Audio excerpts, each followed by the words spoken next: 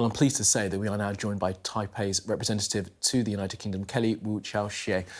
Mr. Wu-Chiao Hsieh, thank you very much for being with us this morning. It's a real pleasure to have you in the studio with us. The things that are happening around your island must be terrifying for the government, of course, and the people there.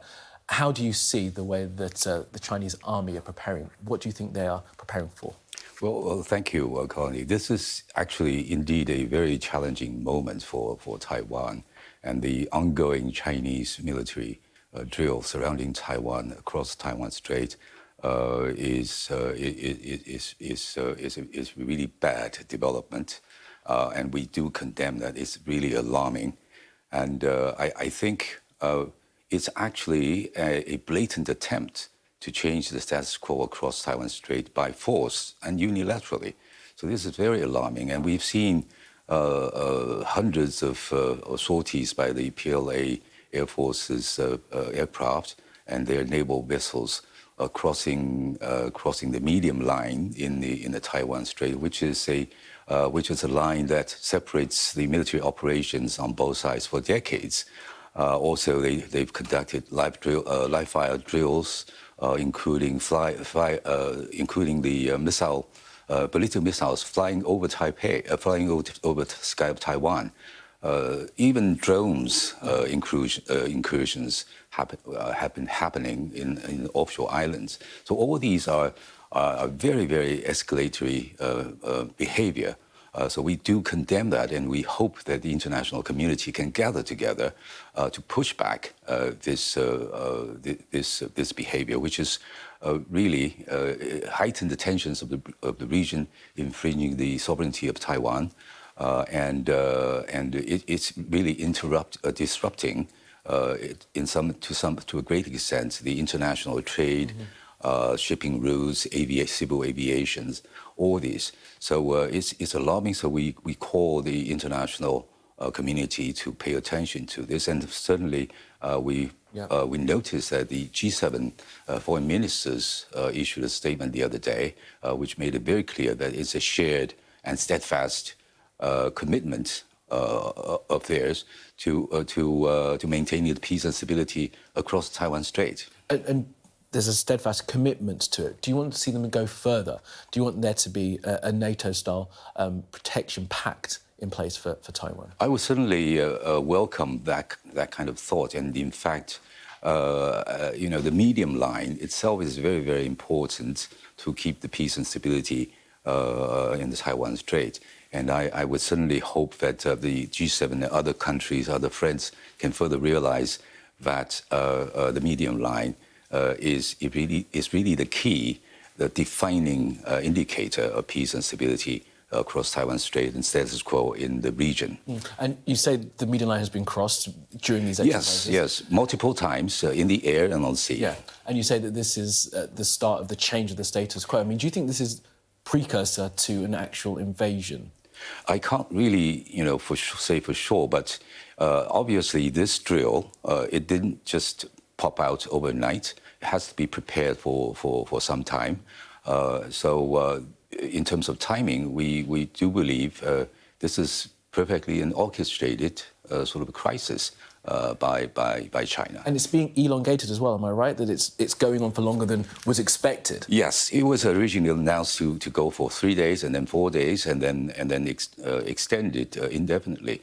But I don't know how long it's going to last. But I do know that Taiwan, on our part, we will continue to exercise restraint, caution, and work on our deterrence capabilities, and also get as much as possible the attention and support from international communities. And that by international community, I think, take the instance of the case of Ukraine, the free world's commitment, free world's solidarity over Ukraine is for a noble cause of principle that any democratic country is free to make its own choices.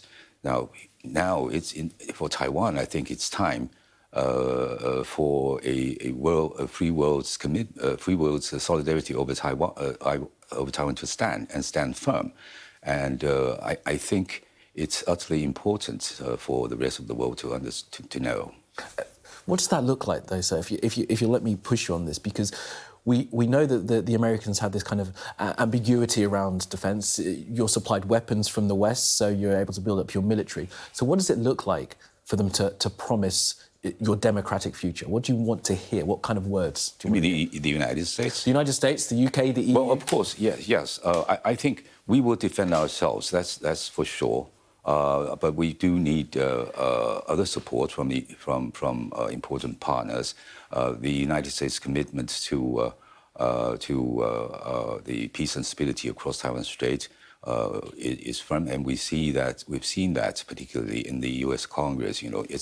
It's a bipartisan cross-chamber support. We appreciate that. We will continue to cultivate that, but also we need the support from other major countries. Of course, the UK. I would say if the UK can continue further uphold the principle of rules-based international order and continue to take the leadership role in the G7 and other multilateral platforms to urge the peace and stability in the region, and also continue to broaden and strengthen the bilateral relations, both in scope and sectors, with Taiwan, then I think it's the help we need down the road. But all in all, still we understand perfectly it's entirely up to ourselves to defend the country, the system we have, the way of life, and the economy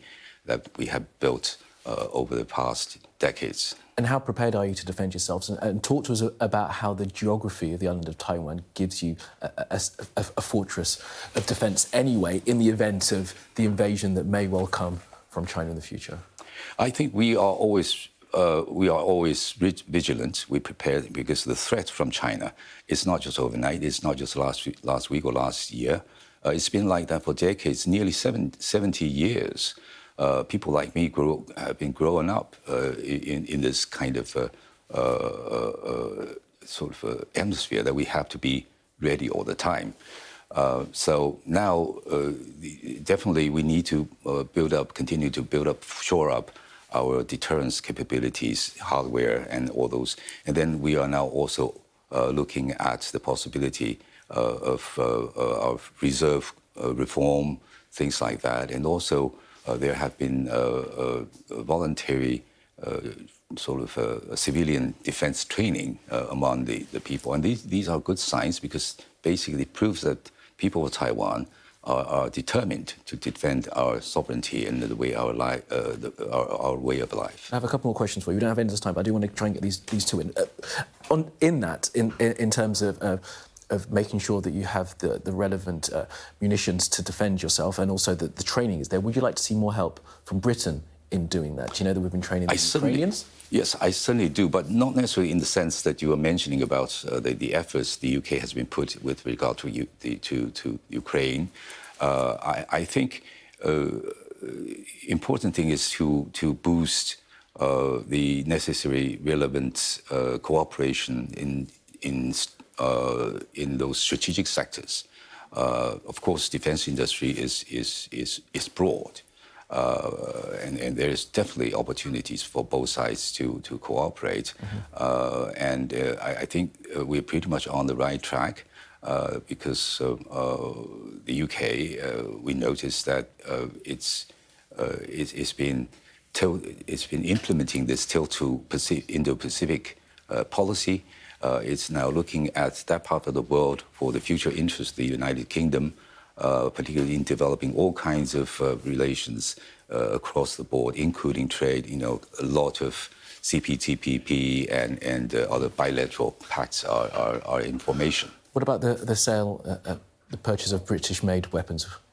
We certainly do not rule out that, but obviously it's subject to many considerations. Of course, on our part, I would say, we would certainly hope that the UK can be forthcoming in that sense. But then many factors are involved. Are you having those conversations now? Because look, this is a very, very tense time, as you rightly lay out. Are you having those conversations with people in the British government now about the sale of weapons? Oh, personally, no, I don't. Yeah. Okay. I want to ask you one more thing, and it's about Xi Jinping. We know how important history and dates are to Mr. Xi, and we know that coming up in the autumn there is the Extraordinary People's Congress where he's going to get another term. How concerned are you that we are in sort of the build-up to that moment, that historical moment where he may well launch an invasion, as we've seen these exercises perhaps laying the groundwork for that? Well, the common sense tells us that anyone who is in power for too long, or even made to be a lifetime leader, if it is not a democracy, it's something else. Then what you see is, perfect example is Ukraine. A leader of an authoritarian regime with some sort of sense of historical mission on his shoulder, and then of course in the case of Xi Jinping, and perhaps in the case of many Chinese Communist Party leaders, in their minds, that something can be done to boost their own prestige and historical position. So that's where the danger is. But I think basically this is something indeed that the international community have to pay attention to.